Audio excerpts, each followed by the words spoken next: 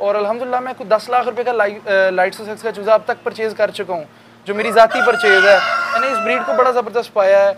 जितनी देर में ऑस्ट्रेलिया अंडे पे आती है, ये हैवी ब्रीड होके उतनी देर में अंडे पे आती है। मतलब 4 महीने 2 दिन में मेरे पास अंडा स्टार्ट हो गया। अभी आप किसी मुर्गी की जगह बदलते हैं, वो 60 से लेके 15 दिन तक अंडा देना बंद कर देती है।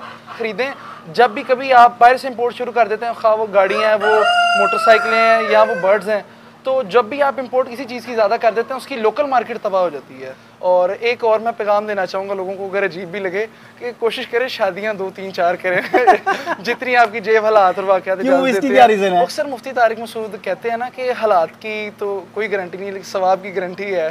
तो सवाब की नीयत से करें, इसका भी बाइकआउट करें। तो भाई 3-4 शादियाँ तो कर लेंगे, शादी बेगम इजाज़त कैसे देगी? चेक 1 2 3 हेलो म्याऊं म्याऊं ओके ठीक हो गया। या तकलीफ भी होगी। आप लोग अक्सर लोगों को, जो नए फार्मर हैं, उनको आप मशवरा दे रहे होते हैं भी यार आप फार्मिंग में आएँ।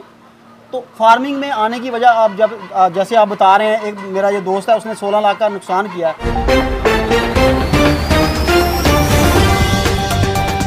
अस्सलाम वालेकुम नाज़रीन, मैं हूं बशर और आप देख रहे हैं MA Info TV। तो एक बार फिर आपकी खिदमत में हाज़िर हैं एक नई वीडियो के साथ। तो वीडियो शुरू करने से पहले आपसे गुजारिश है कि आप हमारा चैनल सब्सक्राइब कर लें, ताकि हर नए आने वाली वीडियो का नोटिफिकेशन आपको बर वक्त मिल सके। आज हमारे साथ मौजूद हैं अब्दुर्रहमान साहब। आज हम उनके डेरे पर आ गए हैं दोबारा से फिर उनकी लाइट सुसेक्स पार्ट 2 की तरफ।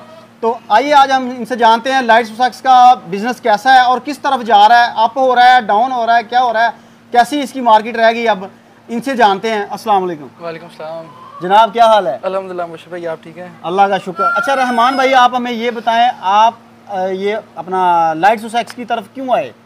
सर लाइट सुसेक्स मैंने काफ़ी सारी ब्रीड्स में काम किया। लाइट सुसेक्स की जो क्वालिटीज़ हैं वो बहुत ज़बरदस्त हैं, खूबसूरत बहुत ज़्यादा है। ये लॉन्ग मार्केट में रहेगी, बेशक इसका रेट वक्ती तौर पे नीचे ज़रूर आ गया है। असल में इंपोर्ट्स बहुत ज़्यादा हो गई, जिस वजह से इसकी प्राइस नीचे आ गई है। कुछ लोगों ने क्रॉस ब्रीड करा के मार्केट में बहुत ज़्यादा जो है इसको कर दिया है, जिस वजह से थोड़ी प्राइस नीचे आ गई है। कुछ ऐसा नहीं है कि लाइट सुसेक्स अकेली जो है उसकी प्राइस नीचे आ गई, फैंसी पोल्ट्री ओवरऑल डाउन जा रही है। अल्हम्दुलिल्लाह मेरे पाकिस्तान के सारे बड़े बड़े जो फार्मर्स हैं उनके साथ रब्ता है, गपशप होती रहती है, सलाम दुआ है सबसे।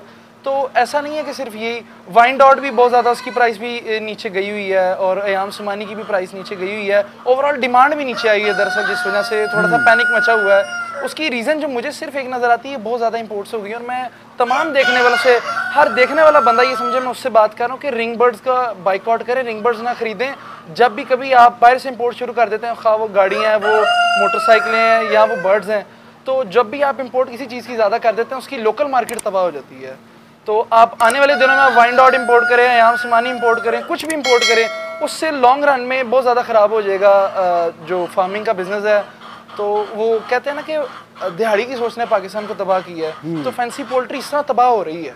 अच्छा, फैंसी पोल्ट्री ओवरऑल जो है ना, मेरे हिसाब से, क्योंकि ओवरऑल जो है ना वो बिल्कुल ही डेड हो चुकी है एक हिसाब से। सर डेड नहीं हुई है, काम चल रहा है, लेकिन पहले से स्लो है। पहले बुकिंग्स बड़ी ज़्यादा थी, तो अब तकरीबन नेट टू नेट आ गया है कि बराबर जब जैसे प्रोडक्शन आती है सेल हो जाती है। अभी आपने देखा मेरे पास कुछ 100 चूज़ा पड़ा है, लेकिन अल्हम्दुलिल्लाह तीसरे चौथे दिन 5वें दिन इतना चूज़ा निकलता रहता है। तो आप स्टॉक नहीं है, अल्लाह का शुक्र है कि चल रहा है काम। अभी आपके पास जो ब्रीडर हैं वो कितने हैं? सर मेरे पास जो ब्रीडिंग फीमेल्स हैं ना, ब्रीडर फीमेल्स हैं, वो तकरीबन 84 हैं, 84 से 90 के दरमियान है। 90 के दरमियान। तो जब आपने ये स्टार्ट लिया था, स्टार्टिंग में भी आपने इसी अपना लाइट सुसेक्स से स्टार्ट लिया था? सर मैंने तो काफ़ी देर से मैं पोल्ट्री फार्मिंग कर रहा हूँ। उससे 5 साल पहले मैंने पहली वीडियो में भी आपको बताया था कि मैं 5-6 साल एग्जीबिशन शो क्लास रखे हैं। तो उसके बाद मैं पोल्ट्री की तरफ आ गया था। मुझे 2 साल तो कमर्शियली आए हुए हो गए। मैंने काफ़ी सारी ब्रीड्स इसमें देखी हैं, शौकिया भी काफ़ी देर रखी हैं। तो मैंने इस ब्रीड को बड़ा ज़बरदस्त पाया है। जितनी देर में ऑस्ट्रेलिया अंडे पे आती है, ये हैवी ब्रीड होके उतनी देर में अंडे पे आती है। मतलब 4 महीने 2 दिन में मेरे पास अंडा स्टार्ट हो गया है। और अल्हम्दुलिल्लाह मैं कुछ 10 लाख रुपए का लाइट सुसेक्स का चूज़ा अब तक परचेज़ कर चुका हूँ, जो मेरी ज़ाती परचेज़ है। तो मैं देखने वालों को ये कहूँगा कि वो स्टेप क्यों नहीं लेते हैं, वो स्टार्ट क्यों नहीं लेते हैं। किसी भी ब्रीड से करें, जिस मर्जी बंदे से लें, जिससे दिल करे, आप एटलीस्ट स्टार्ट तो लेना। जितनी देर में आप ब्रूडर सेटअप बनाते बनाते टाइम लगाते हैं, मैंने बड़े बड़े अमीर लोगों को ये सेटअप करते देखा है। बड़े बड़े अमीर लोगों को मैंने कार्टन में चूज़ा पालते देखा है। तो लोग 40-40 हज़ार रुपया ब्रूडिंग एरिया को बनाने में लगा देते हैं, आयरन के बड़े बड़े स्ट्रक्चर्स खड़े करने में लगा देते हैं। अब स्टार्ट लें, ये चीज़ें साथ साथ होती रहेंगी। सही। अगर फ्यूचर में आपका क्या प्लान है? सर फ्यूचर में लाइट सुसेक्स का मेरा स्टॉक और तैयार हो रहा है। हमने अपनी प्लानिंग के मुताबिक चल रहे थे। मैंने मैक्सिमम 1300 रुपये का चूज़ा पर यूनिट सेल किया है, 1100 में काफ़ी सेल किया, 1150 में। अब चूज़े का रेट तकरीबन 650-600 तक आया हुआ है, ठीक है। तो हमने, मेरे पास तो क्योंकि पहले 50 के करीब थी फीमेल्स, अब 84 ब्रीडर फीमेल्स हैं, तो मेरी तो तकरीबन इनकम वही तकरीबन 3.5-4 लाख के करीब ही है अल्हम्दुलिल्लाह। लेकिन जिनके पास थोड़े बर्ड थे, जिन्होंने रिंग बर्ड इंपोर्ट किया था, वो बेचारे पिट गए हैं। और फ्यूचर आप प्लान के हवाले से पूछ रहे थे, फ्यूचर मेरा कोई 400-500 बर्ड लाइट सुसेक्स का जो है वो स्टॉक तैयार हो रहा है। और फसली बटेरे तो चाहिए वो भाग गए हैं, तो मार्केट अब यहाँ पे आके रुक गई है। अब रिस्पांस बेहतर होने लग गए हैं। अब जो बड़े बड़े जो पेज चल रहे हैं फेसबुक के ऊपर, उनसे रब्ता है मेरा।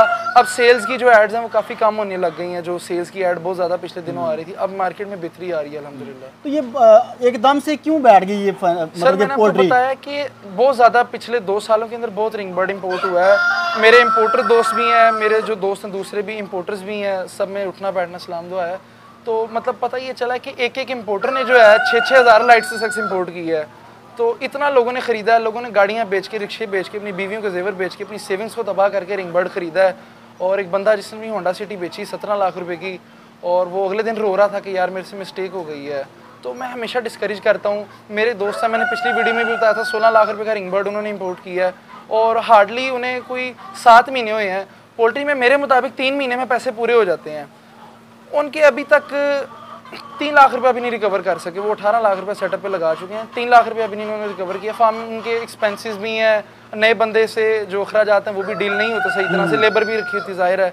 तो अभी तक उनकी जो सेल्स हैं वो सारा ग्राफ मेरे सामने है। तो रिंग बर्ड से हमेशा मैं डिस्करेज करता हूँ। 40,000 रुपये का एक बर्ड है, तो एक बर्ड मरता तो वो हमारे हेरिटेज के 4-5 के बराबर है। अच्छा, मेरा एक और सवाल है। सवाल थोड़ा मुश्किल है, तंग भी है, यकीनन आपको थोड़ा तकलीफ भी होगी। आप लोग अक्सर लोगों को, जो नए फार्मर हैं, उनको आप मशवरा दे रहे होते हैं भी यार आप फार्मिंग में आएँ। तो फार्मिंग में आने की वजह, आप जब जैसे आप बता रहे हैं, एक मेरा जो दोस्त है उसने 16 लाख का नुकसान किया है, इस तरह जो न्यू फार्मर है या न्यू आने वाला बंदा है, तो वो तो बेचारा फिर। सर हमने हमेशा नए आने वाले फार्मर को ये मशवरा दिया है कि वो सस्ती ब्रीड से स्टार्ट करे, 200-300 रुपये वाले चूज़े से। अब तो खैर इसका चूज़ा भी 600 रुपये पे आ गया। एड्स अभी भी लगी हुई हैं 350-400 रुपये की, लेकिन वो कमर्शियल ब्रीड्स हैं, वो क्रॉस ब्रीड्स हैं। और वो जो 400-450 वाली रेंज में आ जाए तो वो हेरिटेज ही है, लेकिन वो बिल्कुल स्टार्टर चूज़ा इतना सा चूज़ा होता है। हमारे पास अल्हम्दुलिल्लाह ग्रेड का चूज़ा निकल रहा है, तो वो स्टार्टर चूज़ा, उसमें मोर्टेलिटी बड़ी होती है। जो आप तैयार करते हैं स्टॉक, अंडे पे जल्दी नहीं आता, जो आता आधा उसमें सोकड़े पे चल जाता है। यानी कि आपका कहने का मकसद है एकदम से इतनी बड़ी इन्वेस्टमेंट ना करें, बिल्कुल छोटे से स्टार्ट लें। आप बस इसी आड़ में रहते हैं कि हम जब करेंगे ग्रैंड सा करेंगे, आप छोटा सा लें, कार्टन से स्टार्ट कर लें, गोल दायरा बना लें। मेरे नीचे ब्रूडिंग एरिया देखेंगे माशाल्लाह काफ़ी बड़ा है।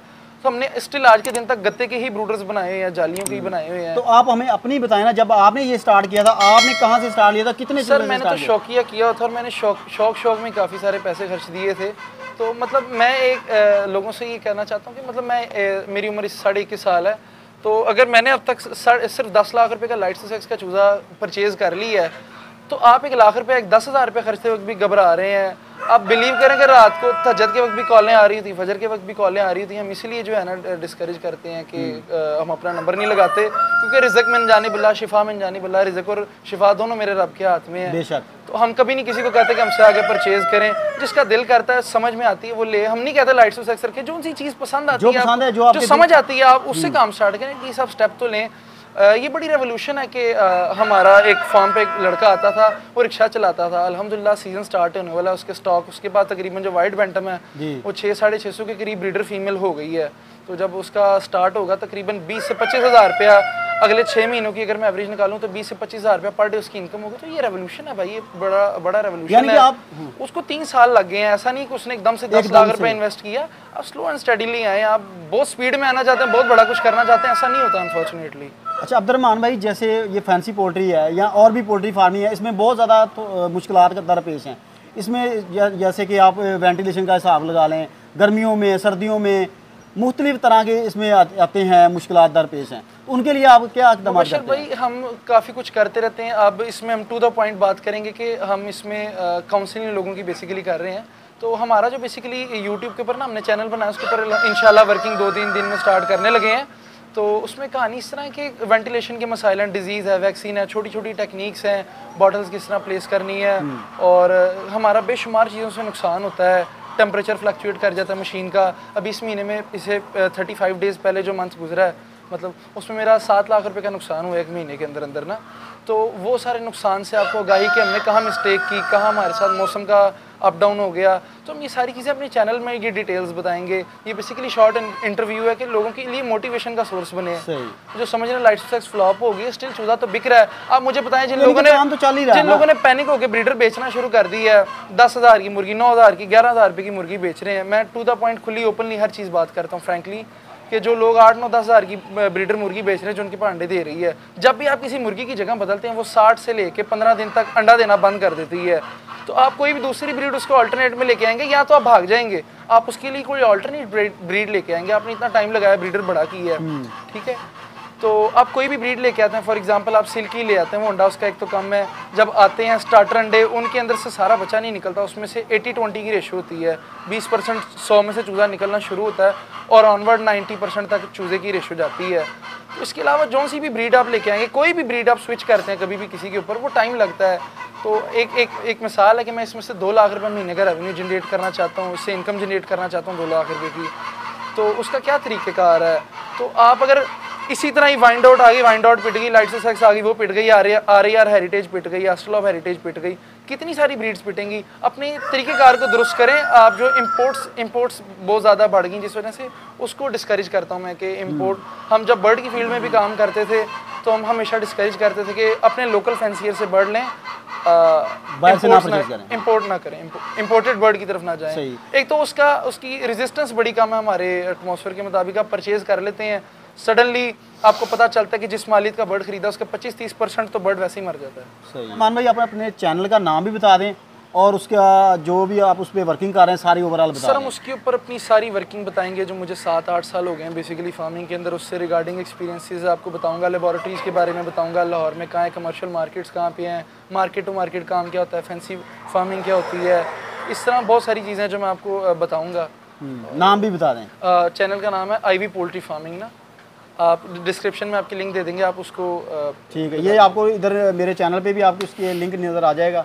और इस पे अब्दुर्रहमान भाई आप कोई पैगाम देना चाह रहे हो? सर एक तो मैंने पैगाम आपको दिया ना कि इंपोर्ट्स की तरफ बाइकआउट करें, और दूसरा मैं पैगाम ये देना चाहूँगा कि सफाई का खास ख्याल रखें। आप बेशक फार्मिंग कर रहे हैं, बेशक घर से बाहर हैं, रैपर ज़मीन पे ना फेंकें, अपने पाकिस्तान को साफ़ करें। ये हमने और आप नहीं करना है। मैं करता हूँ, मैंने देखा रेवोल्यूशन आ रही है, मैं ज़मीन पर रैपर नहीं फेंकता। और एक और मैं पैगाम देना चाहूँगा लोगों को, अगर अजीब भी लगे, कि कोशिश करें शादियाँ 2, 3, 4 करें जितनी आपकी जेब हालात और वाक़यात अक्सर मुफ्ती तारिक मसूद कहते हैं ना कि हालात की तो कोई गारंटी नहीं, लेकिन सवाब की गारंटी है। तो सवाब की नीयत से ही करें। यार मैंने अपनी छोटी सी लाइफ में बड़े सारे माँ बाप को रिश्तों से परेशान देखा है। अच्छा। बड़े सारे माँ बाप को रिश्तों से परेशान देखा है, और कोशिश करें कि 3-4 शादियाँ तो करें, साथ में ये जहेज़ का भी बाइकआउट करें। तो भाई 3-4 शादियाँ तो कर लेंगे, शादी बेगम इजाज़त कैसे देगी ये भी तो बताओ ना। माइंडसेट बदलेगा ना, इसी तरह रेवोल्यूशन आएगा। अच्छा, आपका ये कहना अभी 3 से 4 शादियाँ करें, 3-4 शादियाँ भी करें, सफाई का भी ख्याल रखें। मतलब सफाई निस्फ ईमान है, किसी वजह से ईमान का आधा हिस्सा करा दिया गया। बेशक, इसमें तो कोई शक नहीं है। मान भाई पार्ट 1 में तो आपने अपना नंबर दिया ही नहीं था, उसमें आपको काफ़ी मुझे कॉलें आई, लोगों ने पूछा यार इसका नंबर दो, कुछ आंटियाँ भी थी, कुछ अंकल भी थे, कुछ लोग ऐसे और भी वो कह रहे थे इनका फार्मर का नंबर मुझे दो। तो नंबर आप पिछली दफ़ा तो आपने डलवाया नहीं था, इस दफ़ा आपका क्या है, अपना नंबर डालें या ना? होता ये कि रात को 4 बजे कॉलें आने लग जाती, 3 बजे आने लग जाती हैं कॉल। तो वो हमारा थोड़ा सा कंफर्ट जोन डिस्टर्ब हो जाता है कि सोते वक्त भी, इवन के कहीं बाज़ का ऐसा होता है कि अजान भी हो रही है तो कॉलों पे कॉलें आई जाती हैं, लोग बाद में इतराज़ करते हैं कि आप फ़ोन नहीं उठाते हैं, बस लड़ाइयाँ करने लग जाते हैं लोग ना।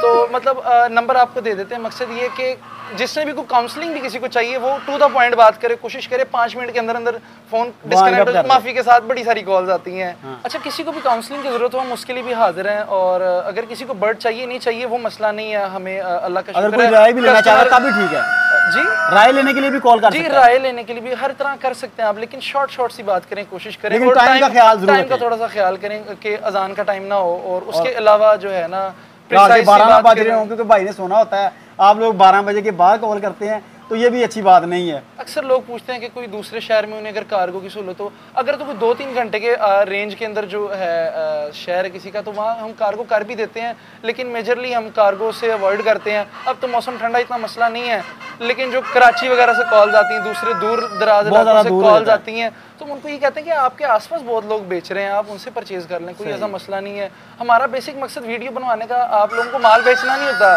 मोटिवेट करना होता है। इतनी यंग एज के अंदर हम जो इतनी सारी डिग्रीज में पैसे लगा रहे हैं, मेरे कितने सारे दोस्त हैं जो ओए लेवल्स कर रहे हैं, खासी समझ भी रखते हैं, लेकिन उनका ये कहना है कि उन्हें अभी आइडिया नहीं कि वो ये डिग्रीज क्यों कर रहे हैं।